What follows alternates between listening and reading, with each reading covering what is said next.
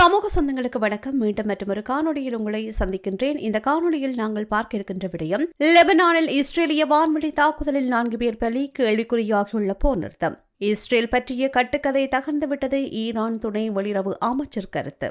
Iran மீதான கொள்கையை மாற்றிக்கொள்ள அரபு நாடுகளுக்கு ஓமானி வெளியுறவு அமைச்சர் அழைப்பு.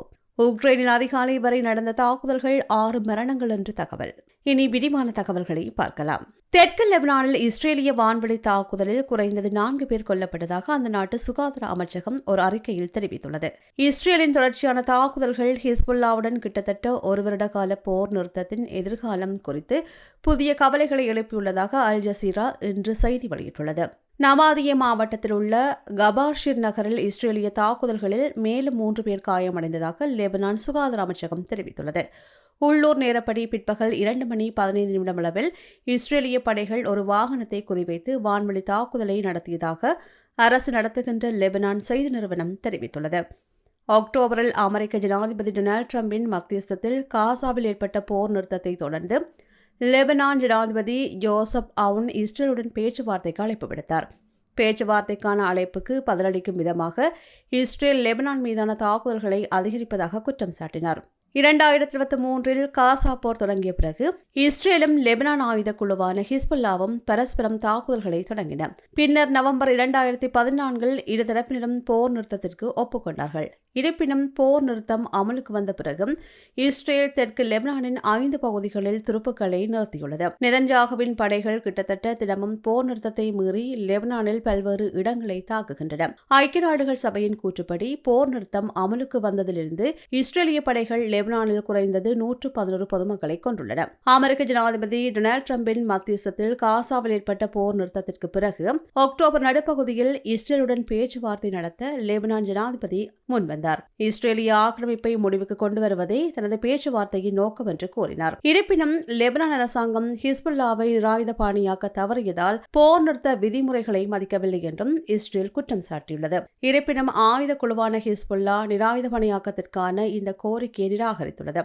புதன்கிழமை தெற்கு லெபனானில் இஸ்ரேலிய படைகள் நடத்திய தாக்குதலில் ஒரு நகராட்சி ஊழியரை கொன்றனர். இந்த சம்பவத்தை தொடர்ந்து லெபனான் ஜனாதிபதி எந்தவொரு இஸ்ரேலிய ஆக்கிரமிப்பையும் முறியடிக்க ராணுவத்திற்கு கடுமையான உத்தரவுகளை பிறப்பித்தார். அடுத்து ஈரான் இஸ்லாமிய குடியரசின் துணை வெளியுறவு அமைச்சர் சயீத் ஹதீப்சாதே சிடிவி பெலாரஸ் தொலைக்காட்சி நெட்வொர்க்கிற்கு அளித்த பிரத்யேக நேர்காணலில் பாதுகாப்பு பிரச்சினைகள், சர்வதேச உறவுகள் மற்றும் உலகளாவிய சவால்கள் குறித்து விவாதித்தார். பெலாரஸில் நடைபெற்ற 3வது யுரேஷிய பாதுகாப்பு கட்டமைப்பு உச்சி மாநாட்டின் ஒரு பகுதியாக இந்த நேர்காணல் நடத்தப்பட்டது. அங்கு ஹதீப்சாதே அழைப்பிற்கும் கூட்டத்தை வெற்றிகரமாக ஒழுங்கமைப்பதற்கும் ஹோஸ்ட் அரசாங்கத்திற்கு நன்றி தெரிவித்தார். ஈரானுக்கு பாதுகாப்பு என்பது ஒரு சுருக்கமான கருத்தாக அல்ல, மாறாக ஒரு உறுதியான அனுபவமாக அவர் விவரித்தார். ஈரானுக்கு எதிராக சியோனிச ஆட்சி மற்றும் அமெரிக்காவின் சமீபத்திய தாக்குதல்களை குறிப்பிடுகின்றார். கடந்த கோடையில் அமெரிக்காவும் சியோனிச ஆட்சியும் ஈரானை தாக்கின. இந்த தாக்குதலில் நமது உயர்மட்ட விஞ்ஞானிகள் மற்றும் தளபதிகள் பலர் நள்ளிரவில் தங்கள் குடும்பத்தினருடன் இருந்தபோதும் படுகொலை செய்யப்பட்ட தியாகிகள் ஆகினர். ஈரான் சரணடையும் என்று அவர்கள் நினைத்தார்கள். ஆனால் ஈரானின் பதில் தீர்க்கமானது மற்றும் நசுக்குவதாக இருந்தது. மேலும் 12 நாட்களுக்கு பிறகு அவர்களே ஒரு போர் நிறுத்தத்தை கோரினார்கள் என்றும் தெரிவித்தார். ஈரானிய துணை வெளியுறவு அமைச்சர் பிராந்தியத்தில் சியோனிச ஆட்சியின் நடவடிக்கைகளை குறிப்பிட்டு, கடந்த 2 ஆண்டுகளில் சியோனிச ஆட்சி மத்திய கிழக்கில் பல நாடுகளுக்கு எதிராக ஆக்கிரமிப்பை செய்துள்ளது மற்றும் சிரியாவின் சில பகுதிகளையும் ஆக்கிரமித்துள்ளது. ஆனால் ஈரானை தாக்குவதன் மூலம் அது அதன் வரலாற்றில் மிகப்பெரிய தவறை செய்துள்ளது என்று கூறினார். ஈரானின் பதிலடிக்கு பிறகு இஸ்ரேலின் வெல்ல முடியாத தன்மை பற்றிய கட்டுக்கதையை தகர்ந்து போனது என்றும் வலியுறுத்தினார். அமெரிக்கா மற்றும் இஸ்ரேலின் புவிசார் அரசியல் அபிலாஷைகள் தொடர்கின்றன என்றும் ஹதீப்சாதே எச்சரித்தார். அமெரிக்கா மற்றும் இஸ்ரேலின் புவிசார் அரசியல் அபிலாஷைகளை இன்னும் முடிவுக்கு வரவில்லை. அவர்களுக்கு சர்வதேச சட்டத்தில் எந்த அர்ப்பணிப்பும் இல்லை. ஈரானில் நாம் எல்லாவற்றுக்கும் மேலாக ஒரு புதிய போர் ஏற்படுவதை தடுக்க முயல்கின்றோம். ஆனால் மற்றொரு போர் தொடங்கினால் ஈரானுக்கும் ஆக்கிரமிப்பாளர்களுக்கு எதிராக ஒரு தீர்க்கமான வெற்றி அடைவதை தவிர வேறு வழியில்லை. ஆக்கிரமிப்பாளன் சந்தேகத்திற்கிடமின்றி அதன் முடிவுக்கு வருத்தப்படுவான் என்றார். முதலில் அமெரிக்காவின் திட்டம் என்ன, அவர்கள் எதை நோக்கமாக கொண்டுள்ளார்கள் என்பதை நாம் பார்க்க வேண்டும். இன்று அமெரிக்கா மற்ற நாடுகளுக்கு எதிராக வெளிப்படையாக பலாத்கார கருவிகளை பயன்படுத்துகிறது. மேலும் கடந்த பல தசாப்தங்களாக மற்றவர்களுக்கு எதிராக பலாத்காரத்தை பயன்படுத்தும் மிக வெளிப்படையான நிலையில் உள்ளது. ராணுவ சக்தி மூலம் மற்ற நாடுகளின் மீது மேலாதிக்கத்தையும் ஆதிக்கத்தையும் உறுதி செய்வதே அமெரிக்காவின் முக்கிய குறிக்கோள். பாதுகாப்பு அமைச்சகத்தை போர் அமைச்சகமாக மாற்றுவது இந்த கட்டமைப்பிற்குள் புரிந்து கொள்ளத்தக்கது என்றார். அடுத்து பல ஆண்டுகளாக பாரசீக வளைகுடா ஒத்துழைப்பு கவுன்சில் ஈரானை தனிமைப்படுத்துவதற்கு பங்களித்துள்ளது. ஆனால் இந்த போக்கு மாற வேண்டும் என்று ஓமான் சுல்தானகத்தின் வெளியுறவு அமைச்சர் கூறுகின்றார். இந்த ஆண்டு தெஹ்ரானுக்கும் வாஷிங்டனுக்கும் இடையில் 5 சுற்று பேச்சுவார்த்தைகளை ஓமான் நடத்தியதாக அவர் குறிப்பிட்டார். 6வது சுற்று ஆட்டத்தை மற்றும் பேச்சுவார்த்தையை எடுக்கக்கூடியதற்கு 3 நாட்களுக்கு முன்பு இஸ்ரேல் குண்டுகள் மற்றும் ஏவுகணைகளை பயன்படுத்தி அதன் அழிவுகரமான சட்டவிரோத மற்றும் ஆபத்தான ஆக்கிரமிப்பு செயல்களை தொடங்கியது என்று கூறினார்.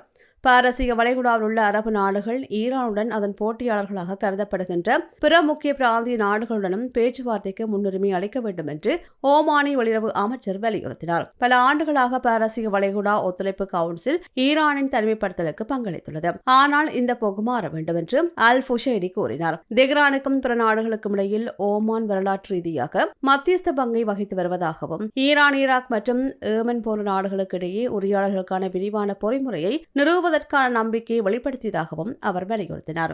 1979 இஸ்லாமிய புரட்சிக்கு பின்னர் ஈரான் ஒரு அச்சுறுத்தலாக கருதப்படுவதாக அல் புசைரி விளக்கினார். இதற்கு காரணம் அது தனது புரட்சியை ஏற்றுமதி செய்து அண்டை நாடுகளை சீர்குலைக்க முயன்றது என்றும் அச்சமாக உள்ளதாக தெரிவித்தார். ஈரானை தனிமைப்படுத்துவது கட்டுப்படுத்துவதும் சிறந்த தீர்வு என்ற நம்பிக்கை ஒரு காலத்தில் இருந்தது. ஆனால் ஓமானின் பார்வையில் அது ஒருபோதும் உண்மையான தீர்வாக இருக்கவில்லை என்று அவர் கூறினார். அதன் அண்டை நாடுகளுடன் ஆக்கப்பூர்வமான ஈடுபாட்டின் மூலம் ஈரான் ஒரு அச்சுறுத்தல் அல்ல, பிராந்திய ஸ்திரத்தன்மை மற்றும் ஒத்துழைப்பை மேம்படுத்துவதில் ஒரு உறுதியான கூட்டாளியாக இருக்க முடியும் என்பதை நிரூபிக்க முடியும் என்றும் அவர் கூறினார். அடுத்து உக்ரைனில் ரஷ்யா நடத்திய தாக்குதல்களில் 2 சிறுவர்கள் உட்பட 6 பேர் உயிரிழந்ததாக தெரிவிக்கப்படுகிறது. உக்ரைனின் தெற்கு மற்றும் மத்திய பகுதிகளை இலக்காக கொண்டு ரஷ்யா தாக்குதல்களை நடத்தியது. ட்ரோன் மற்றும் ஏவுகணைகள் மூலம் சனிக்கிழமை முதல் ஞாயிற்றுக்கிழமை அதிகாலை வரை இந்த தாக்குதல்கள் நடத்தப்பட்டன. இதில் 2 சிறுவர்கள் உட்பட 6 பேர் கொல்லப்பட்டதாகவும் மின்சாரம் துண்டிப்பால் பல்லாயிரக்கணக்கானோர் பாதிக்கப்பட்டதாகவும் அதிகாரிகள் தெரிவித்தனர். மேலும் ஒரு டசன் பேர் காயமடைந்ததாகவும் பிராந்திய அதிகாரிகள் குறிப்பிட்டுள்ளார்கள். உக்ரைனின் வழக்கறிஞர் ஜெனரல் அலுவலகம் இதுகுறித்து கூறுகையில், ரஷ்ய படைகள் டினிப்ரோ பெட்ரோவக்ஸ் மற்றும் ஒடேஷா பகுதிகளை தாக்கியதாக கூறுகின்றது. 2 குழந்தைகள் உட்பட 6 பேர் இறந்ததாக தெரிவித்துள்ளது. பலியான குழந்தைகள் 11 மற்றும் 14 வயதுடைய சிறுவர்கள் என்றும் அந்த நாட்டின் மனித உரிமைகள் ஆணையர் தெரிவித்தார். ஆனால் ரஷ்யா இந்த தாக்குதல் குறித்து உடனடி கருத்துக்கள் எதுவும் தெரிவிக்கவில்லை. எனினும் பொதுமக்களை குறிவைப்பதை மறக்கின்றது. இதற்கிடையில் ரஷ்யாவின் கருங்கடல் துறைமுகமான துவாப்ஸ் மீது உக்ரைனிய ட்ரோன் தாக்குதல் ஒரு எண்ணெய் டேங்கரை தீப்பிடிக்க வைத்தது. துறைமுக உள்கட்டமைப்பை சேதப்படுத்தியதாக பிராந்திய அதிகாரிகள் தெரிவித்தனர். இவை சமீபத்தில் வெளியான செய்திகளின் தொகுப்பாக காணப்படுகின்றன. செய்திகள் பற்றிய உங்களுடைய கருத்துக்களை கீழே இருக்கும் கமெண்ட்ஸ் பக்கத்தில் மறக்காமல் பதிவிடுங்க. மீண்டும் மற்றொரு காணொளியில் உங்களை சந்திக்கின்றேன். நன்றி. இது போன்ற பல செய்திகளை தெரிந்து கொள்ள நம்முடைய சமூக மீடியா யூடியூப் சேனலை சப்ஸ்கிரைப் செய்து அருகில் உள்ள பெல் பட்டனை கிளிக் செய்யுங்கள். மேலும் செய்திகளை உடனுக்குடன் தெரிந்து கொள்ள samoogamedia.com என்ற இணையதளத்தின் வாயிலாக எங்களுடன் இணைந்திருங்கள்.